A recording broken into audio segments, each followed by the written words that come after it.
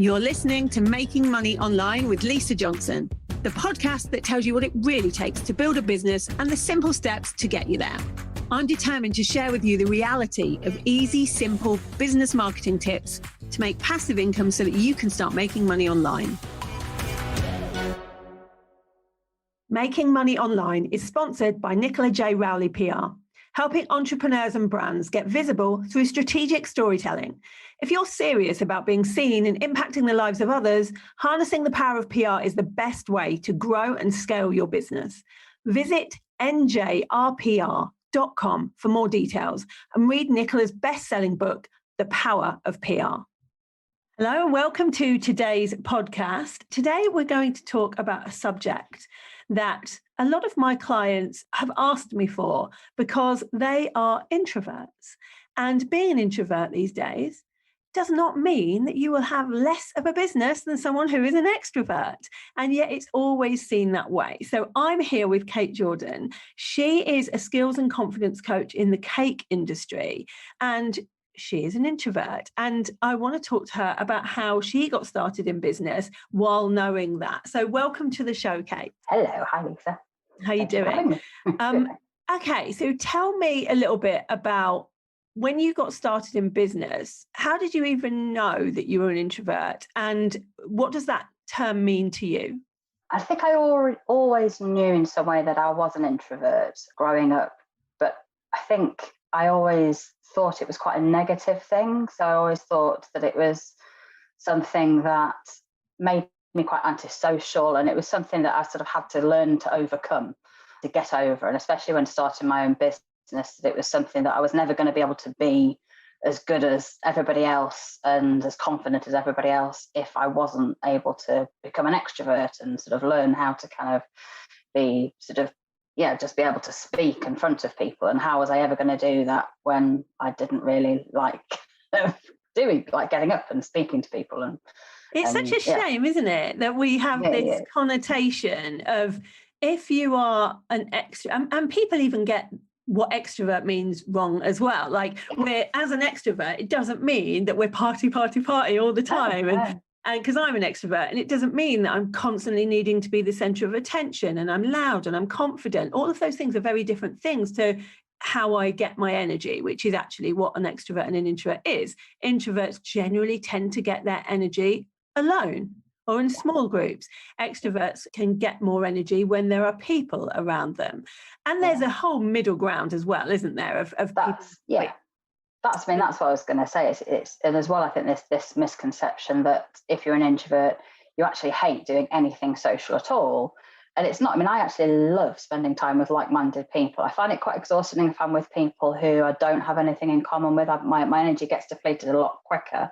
But I think it was by pushing myself too far and getting to a point where I was overwhelmed and I had no energy. And I was just thinking that I hated everything about running my own business because I was doing it wrong, basically. I was trying to be something that I wasn't and trying to create this sort of persona that was just, that wasn't me. It wasn't embracing what made me me. It was trying to be something. It was trying to copy. It was trying to look at other people and trying to go, well, that's the way that they do it, so that must be the way to do it, and trying to be that rather than actually myself.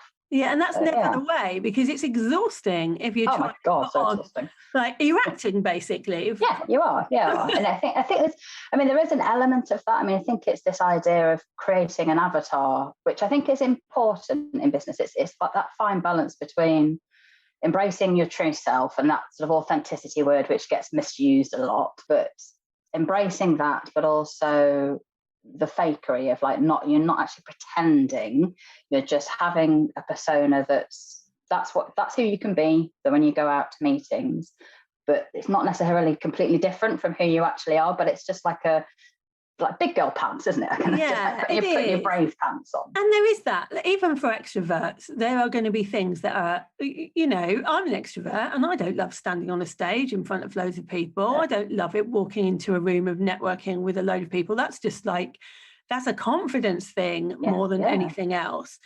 But I think if we keep using terms to define people, then it becomes really difficult, because then people start thinking, well, I'm an introvert, so I can't have a business. And people say that to me all the time. I'm an introvert. I can't have a business. I can't do social media, which isn't true at all. You just adapt to the ways that you like to do things. And I think that is whatever you do in business, and whoever you are, whether you're an introvert, extrovert, or something in between, you adapt to the way you like to do things in business. And that's what you did in the end, isn't it? Yeah, it is. Yeah, I mean, I found basically three things that worked for me. The first one was I learned to plan ahead. I mean, I'm a planner. I love planning. I'm kind of obsessed with planning and organizing things.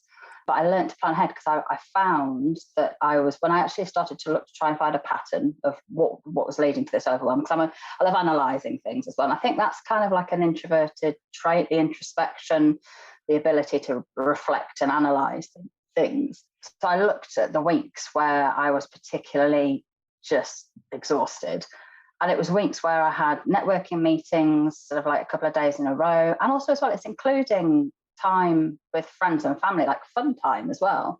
That as lovely as that is, going and meeting friends for a coffee, and if I've got weekends where I'm busy doing family things as well. But I had whole weeks where there was absolutely no windows of just time for me just to sit and read a book or watch a film or something. It's, as an introvert, it's like you need that recharge time. It's like sort of to be able to be confident and be comfortable being around people. You need that time to kind of go and reflect and recharge. And I wasn't getting any of that. And I was like, right, okay. So I learned to build these buffer zones into. So if I've got a networking meeting 10 till 12, okay. So then it's got the school run before, so there's no buffer zone availability there.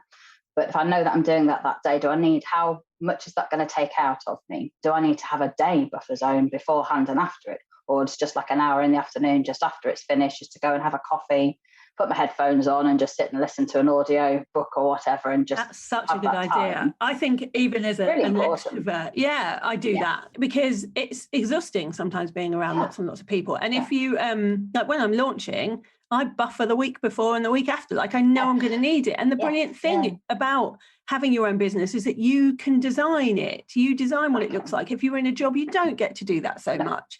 So we should be using that. So that's a great thing that you did there. So I think I did. I mean, I just planned. So what are the non-negotiables? So look ahead to the next weeks or months. Like what are the non-negotiables? What are the things that can't be moved? And what are the things that, I can maybe tweak and move around and work my week around. So I had these buffer zones, depending on how big they were, depending on how much that activity was going to take out of me.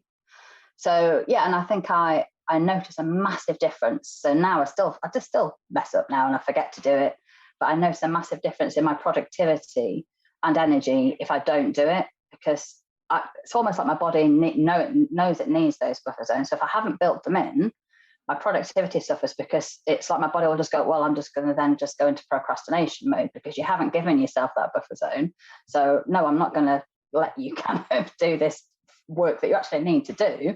I'm just going to kind of, divert you off sort of like Facebook scrolling or something else, because I haven't given myself that time. Whereas if I do give myself that time, when I actually come to have a focus block where I need to get something done, it gets done. It's so much easier because I can just go, right, okay, my brain is rested, my energy is rested. Okay, I can focus on this now. Do you time block? Do you time block everything? Yes. I do. Yes. I try to.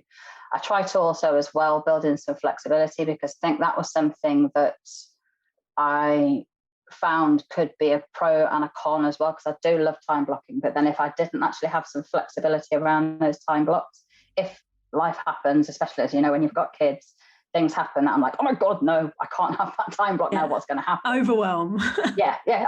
Again. So it's just sort of, so it's getting, the time blocks are important. It's really important. I also as well batch block activities. So I try to, if I've got lots of emails, I'll sort of say, right, okay, so that day or that block is for emails, and I'll just sit down and I'll just do all the emails. Social media posts, sit down, just do that sort of social media posts, blog posts, even if it's just idea generation for blog posts, right? So that block's for that.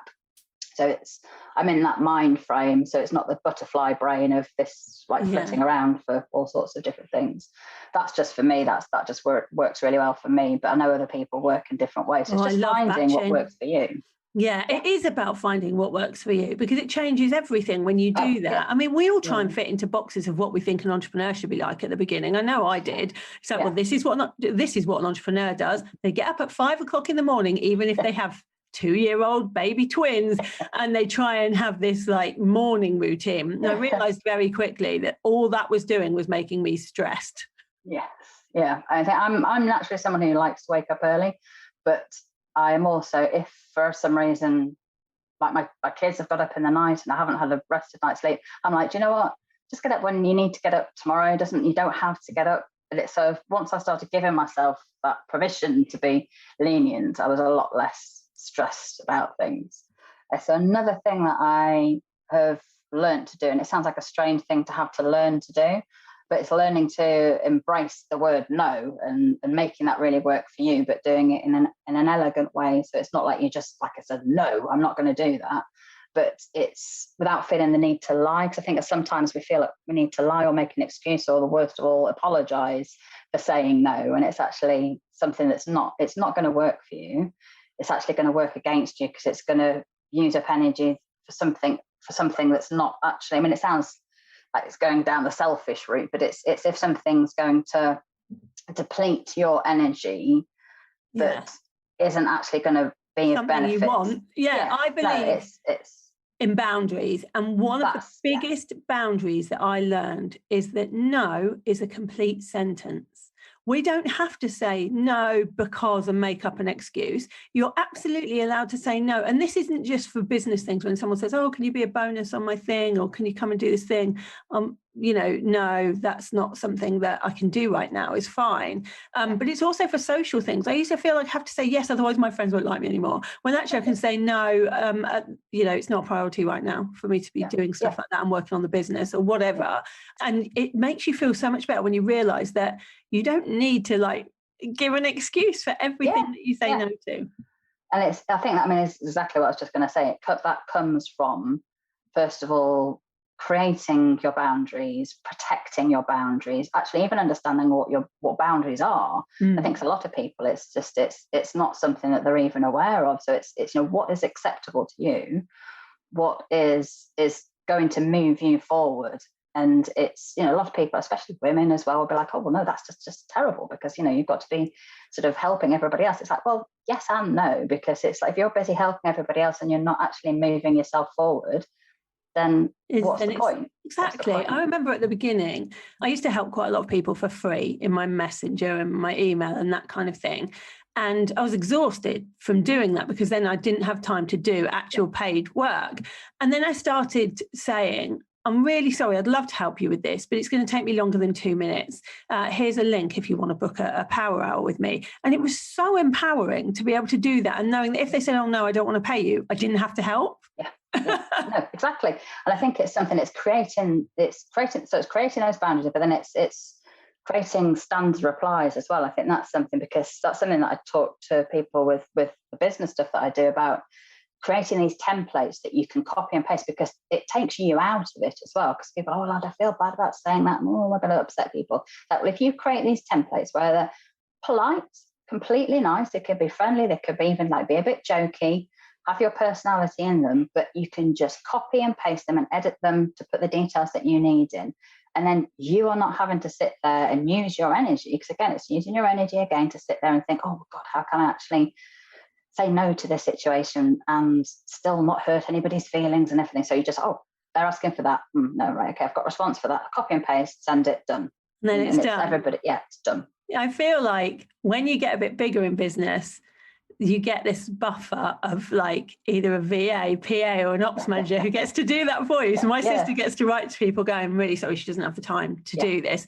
And it's not on my guilty conscience of, I really want to help everyone. Because we do generally in this online world, we want to help everyone. That's the whole point. But we can't. I think again, as women, it's just like, it's all about that. But having these standard replies can almost be like your pretend VA. So you could even create a pretend VA with the answers.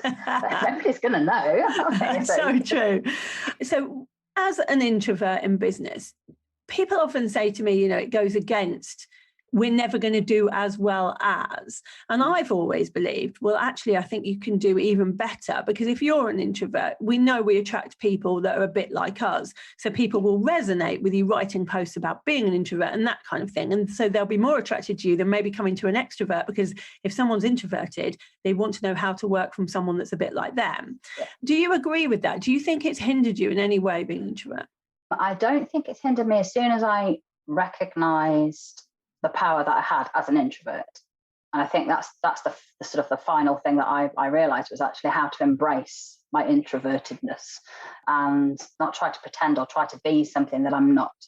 I think when I was struggling was because I was trying to pretend to be, I was looking at what other people were doing and not actually really looking at, are they just not not like me at all? So it's like, I'm not going to be able to do what they do, because they're just not the same kind of people. And it's, and I think it comes across in every way, in all the communications that you have, and actually being able to go, right, okay, well, this is who I am. This is the way that I like to talk about things. And so because it's all in the content that I was writing. So social media posts, emails and stuff was all trying to be something that I wasn't. And it was, and like I said before, it was exhausting. And that's what led to like an almost burnout, overwhelm, and just deeply unhappy. And like, is this really actually what I want to do? And people see it anyway. People can see through you when you're pretending to be something, Yeah. So I think it's all about just embracing the fact that you're an introvert and realizing all the strengths that you have as an introvert. It's a huge generalization, but most introverts that I know anyway are great listeners. We're brilliant at listening. We're great at observing, great at reflecting. So it's what can you use those qualities to actually really enhance in your own business, and just give yourself space and time to really examine, right, what are the things I'm doing right now? What's working, what's not? If it's not working, is that because I'm trying to go against what I actually am and what I believe in? And actually admitting as well. It's like, you just said, it's actually being honest. Because one of the things that I used to do a lot of networking, I used to dread, when you're going around the room and it's coming around that minute to stand up and just my palms would be sweating and it'd just be horrible. I'm thinking, oh my God. And I try to copy. And I said, always the people that stand up and just go, I'm blah, and I just do blah and then sit down. But then there'd be the people who stand up and they just look like they were, happy as Larry. They were just standing there. They were so confident, so happy in their own zone. And I'd be like, right, okay, I'm going to copy that. And it was just, it just didn't work for me. And I felt, like awful. I felt even more kind of awful.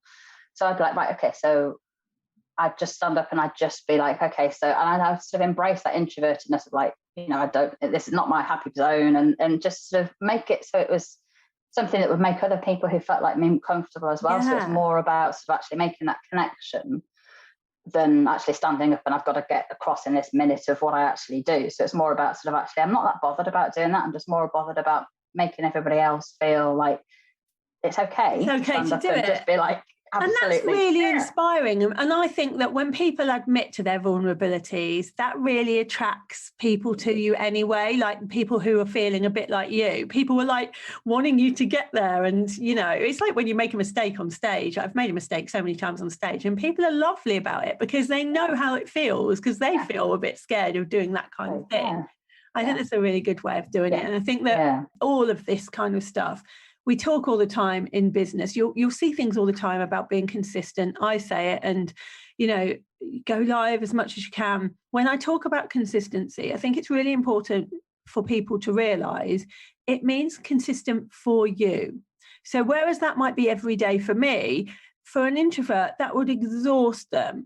And so as long as it's consistent, even if it's like once a week or once every 2 weeks, that's still consistent if people know when you're going to turn up. Yeah. So consistent doesn't mean constant. Yes. And people get confused. And my introverts are always like, but I can't go every single day. And I'm like, you don't need to go every single day. And they're like, you say I have to be consistent. Consistent doesn't mean every day. No. Do things the way that work for you and feel good about when you're doing things. If you're forcing yourself to do things that you know are going to deplete your energy, you're not going to feel good when you're doing it anyway. And people can feel that. There's an energy thing around it. So make your business work for you, just like Katie has. Any last minute tips for us? I think it's just, I think it's just what I've said before, it's just giving yourself the time and the space, really. And I think it's so easy to not do that. And especially if you have kids, or if you have any other, because a lot of people that have other time commitments as well, whether they're caring for other people or whatever it is, it's just, you are important. You are not going to make things